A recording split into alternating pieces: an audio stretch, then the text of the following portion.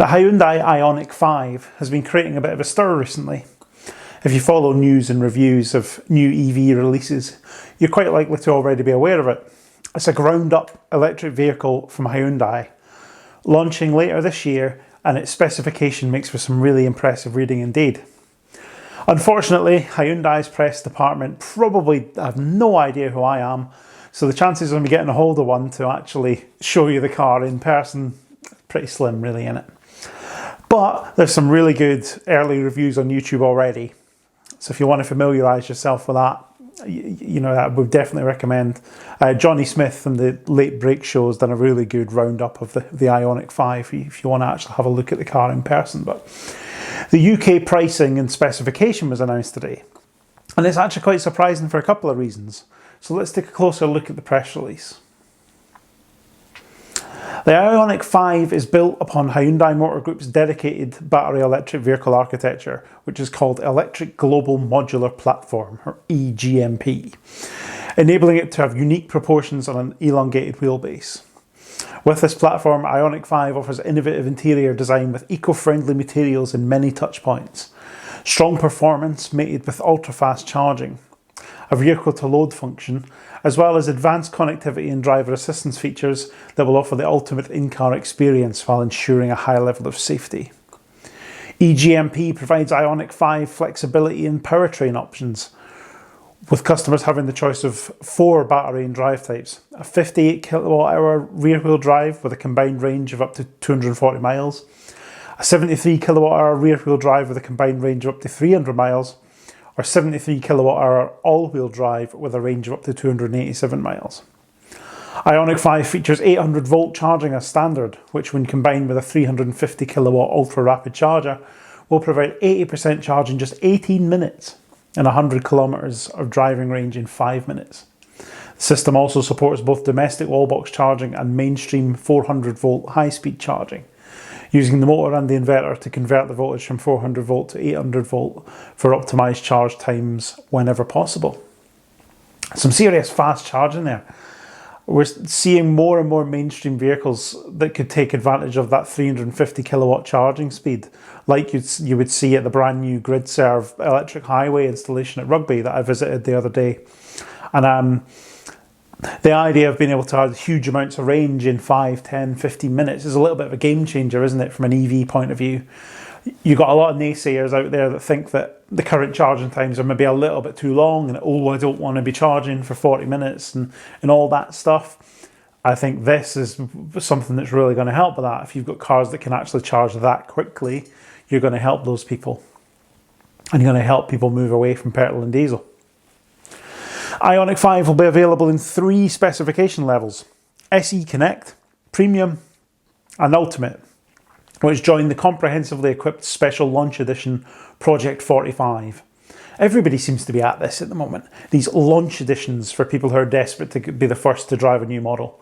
Usually very expensive but very fully loaded. I don't remember that ever being the case with petrol or diesel cars, do you?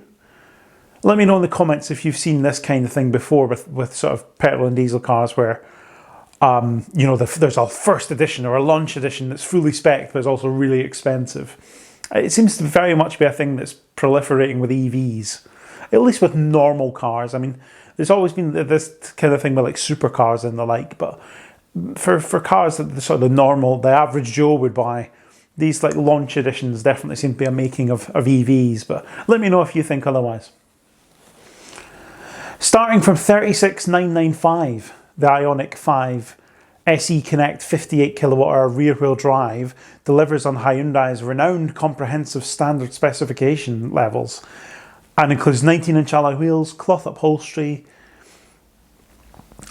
driver and front passenger seat height adjustment, sliding rear seat adjustment, interior mood lighting, 12.3-inch LCD audio, visual and navigation system with DAB, Apple CarPlay and Android Auto, an LCD driver's instrument cluster, wireless phone charging, rear view camera, LED headlights, LED stop, tail and turn lights, rear parking sensors and electric parking brake, oh joy, navigation based smart cruise control, all is standard.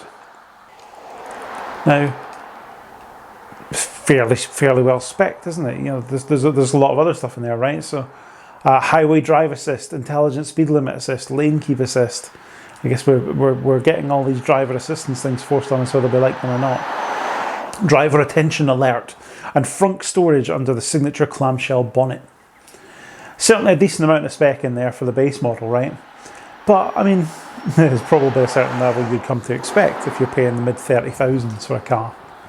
But this entry point surprises me on two fronts. First of all, it is a little bit cheaper than some of the speculation was around the IONIQ 5, which is a good thing. But secondly, we're only just above the £35,000 threshold for the UK government's plug-in car grant.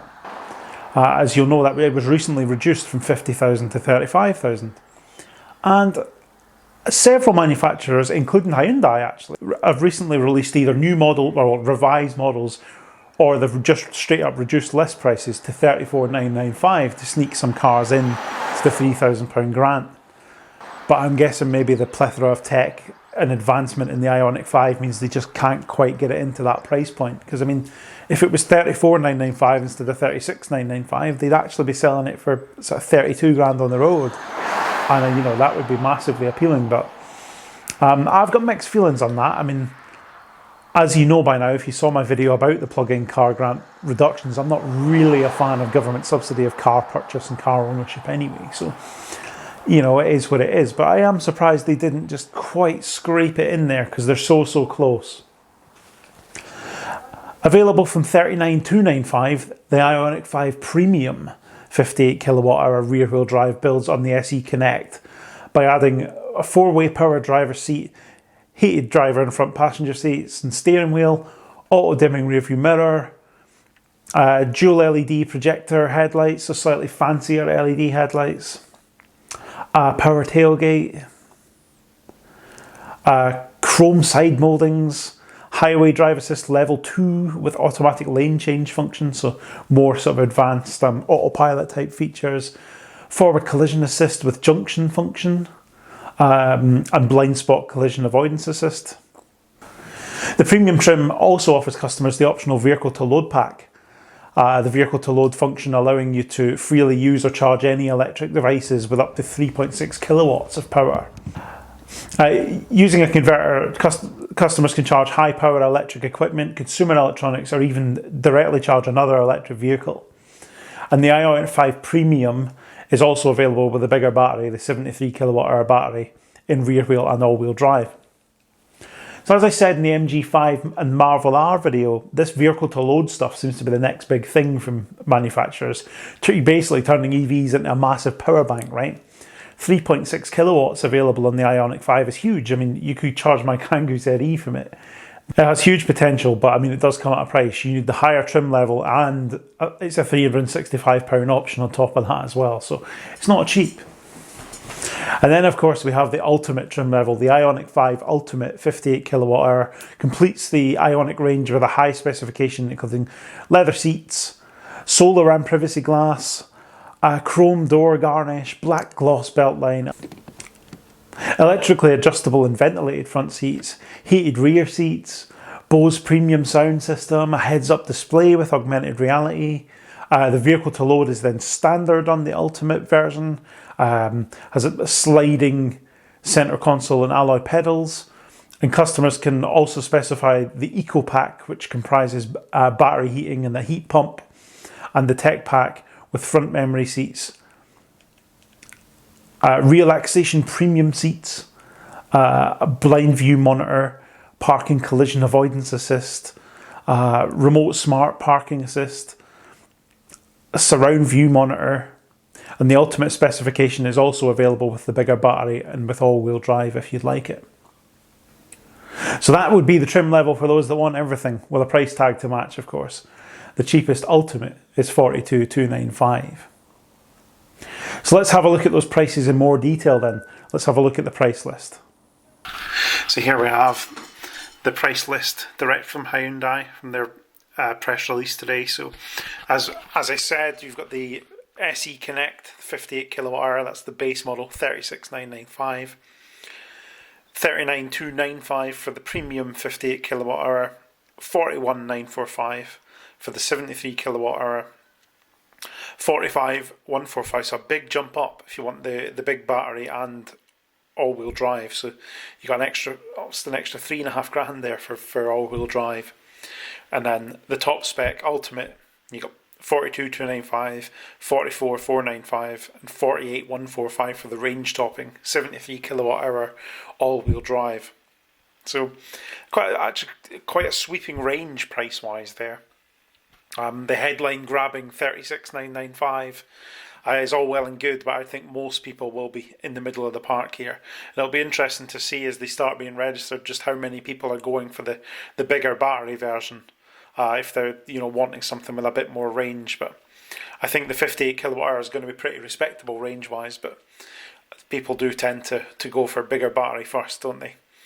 And you've got the options list here, so the usual £585 for metallic paint, £300 for solid paint, £685 for matte paint, £365 if you want to add vehicle to load to the premium, because it comes as standard at the Ultimate and it's not an option for the SE Connect.